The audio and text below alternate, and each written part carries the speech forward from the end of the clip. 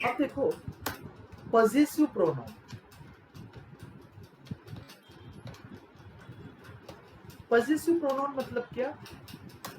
ऐसे शब्द जब हम किसी व्यक्ति पर या किसी वस्तु पर हक दिखाते हैं या मालिकी दिखाते हैं, उसको पॉजेसिव प्रोनाउन बोलते हैं। जैसे माय,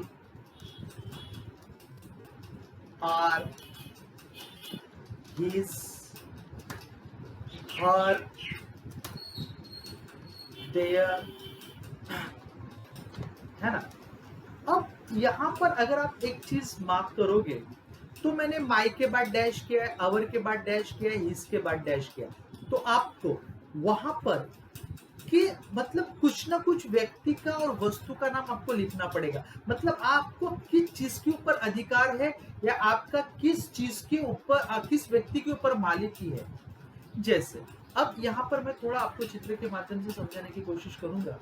अब जैसे ये मैं हूं, ठीक है? अब यहाँ पर जो जो मेरी चीज है वो मुझे गिनवानी है। जो जो मेरी चीजें या मेरे मालिकी की या मेरे हक की है वो मुझे गिनवानी है, तो मैं माई का प्रयोग करूंगा। जैसे मेरा मोबाइल, ठीक है, ये मेरी चीज है, मोबाइल है, लैपटॉप है, जैसे मेरी वॉच है, मेरी किताब है। तो जो जो मेरी चीजें हैं, जो जो मेरे व्यक्ति के ऊपर अधिकार है, जैसे मेरा लड़का, मेरी लड़की, ठीक है, माई सन, माई डॉटर, तो जितनी भी मेरी चीजें हैं वो गिनवानी है, उसके लिए मैं माई का प्रयोग करूंगा। This is my laptop, this is my mobile, she is my mom, वो मेरी मम्मी है, वो ये मेरा लैपटॉप है, ये मेरा घर है। तो मेरी जितनी भी चीजें हैं या जितने भी व्यक्ति के ऊपर मेरा अधिकार है वो गिनवाना है, तो माई, ठीक है? अब सेकंड पर्सन की चीजें मुझे गिनवानी है, मतलब मुझे राखी की जो भी चीजें वो गिनवानी है, ठीक है, तो मैं योर का प्रयोग करूंगा। जैसे राखी का मोबाइल, मतलब वो सेकंड पर्सन है, मेरे सामने खड़े है और वो मुझे सुन रहे, तो मैं बोलूंगा your mobile, your watch, your husband, your daughter, your house, your mom. मैं पूछूंगा वेयर इज योर हस्बैंड, आपके हस्बैंड का, योर हस्बैंड मतलब आपके हस्बैंड कहाँ है। वेयर इज योर हाउस, आपका घर कहाँ है, मतलब जो व्यक्ति मेरे सामने खड़ा है उन उसकी चीजें मुझे गिनवानी है, तो मैं योर का प्रयोग करूंगा, योर, ठीक है?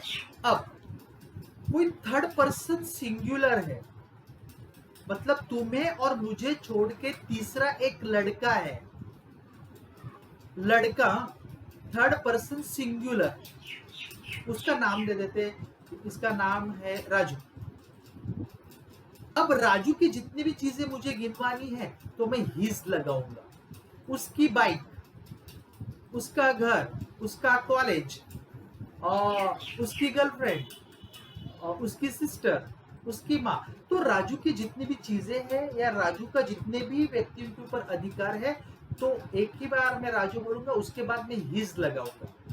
जैसे मैं बोलूंगा ये उसकी सिस्टर है, मतलब किसकी? राजू की, तो शी इज हिज सिस्टर।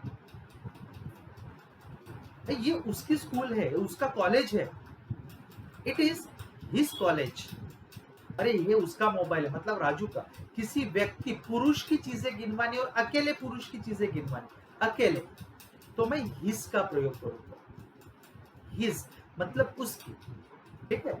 उसी तरीके से अब ये लड़की है, इसका नाम है पायल, ठीक है?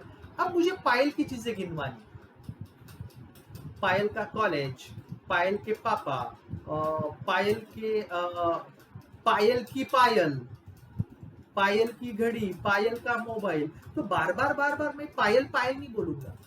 किसी महिला की, लड़की की, मतलब तुम्हें और मुझे छोड़ के तीसरी, थर्ड पर्सन सिंगुलर एक लड़की है, उसकी चीजें अगर मुझे गिनवानी है, तो मैं हर का प्रयोग करूंगा।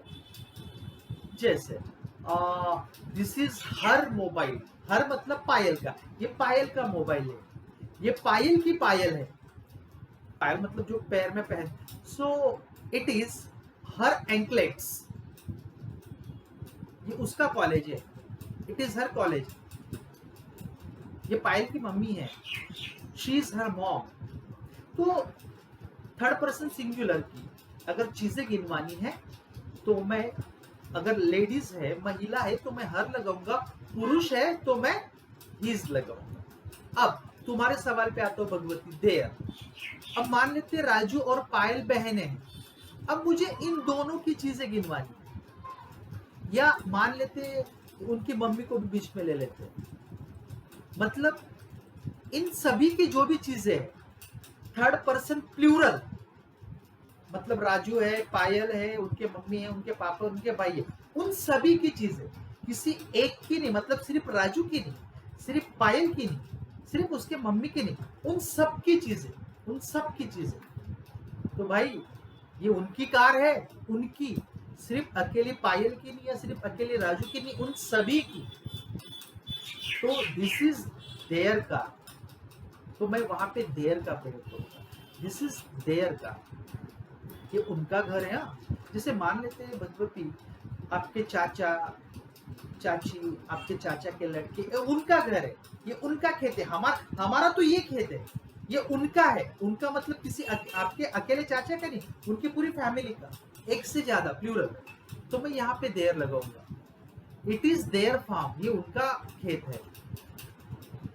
मतलब एक से ज्यादा व्यक्ति, उनकी चीजें आपको गिनवानी। एक एग्जांपल लेते हैं, जैसे मैं बोलूं भैरवी की मम्मी की और पापा की, दोनों की कौन सी चीजें है? मम्मी की और पापा की, दोनों की, सिर्फ मम्मी की नहीं, सिर्फ पापा की नहीं। सिर्फ मम्मी की हो तो हर आएगा, और सिर्फ पापा की चीजें गिनवानी है तो हिज आएगा, लेकिन दोनों की, अरे छोड़ने, दोनों का मोबाइल है, मतलब ये उनका मोबाइल है, उनका कंबाइन है, ये उनका मोबाइल है, तो दिस इज देयर मोबाइल, ये उनका घर है, उनकी बाइक है, तो देयर।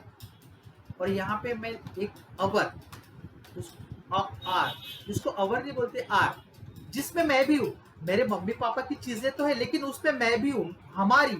जब मुझे बोलना है ना कि भाई हमारा घर, हमारा भारत, इसमें मैं भी हूँ, माई सेल्फ, ठीक है। मतलब मैं सिर्फ मेरे मम्मी पापा की नहीं गिन रहा हूँ, उसमें मैं भी हूँ, मेरी भी है वो चीज, मतलब उस चीज के ऊपर या उस व्यक्ति के ऊपर मेरा भी अधिकार है, मम्मी का भी है, पापा का भी है, मेरे वाइफ का भी है, मेरे लड़कों का भी है, सबका अधिकार है, लेकिन उसमें मैं भी हूँ, तो हमारा, ठीक है। This is our home, this is our bike, this is our farm, this is our bike, ये हमारा घर है, हमारी बाइक है, हमारा खेत है, समझ रहे हो? तो हम सबका बताना है, तो आर, तो इसको बोलते हैं पॉजेसिव प्रोनाउन, मतलब आपको किसी व्यक्ति पे और चीज पे आपको अधिकार दिखाना है। लेकिन आप यहाँ पे एक चीज मार्क करना, मैंने माई के बाद डैश किया, अवर के बाद डैश किया, हिज के बाद डैश किया, हर के बाद, मतलब हर एक पॉजेसिव प्रोनाउन के ऊपर मैंने डैश किया, तो उसके वो जो खाली जगह है वहां पे आपको कुछ ना कुछ, या तो व्यक्ति का नाम लिखना पड़ेगा, या तो आपको किसी वस्तु का नाम लिखना पड़ेगा। समझा रहा हूं मैं आपको? My mobile, our mobile, his mobile, her mobile और देयर मोबाइल। तो होपफुली भगवती आपको ये एक देर का प्रयोग समझ में आया होगा, ठीक है। अब हम दूसरे देर का प्रयोग देखते हैं, ठीक है ना।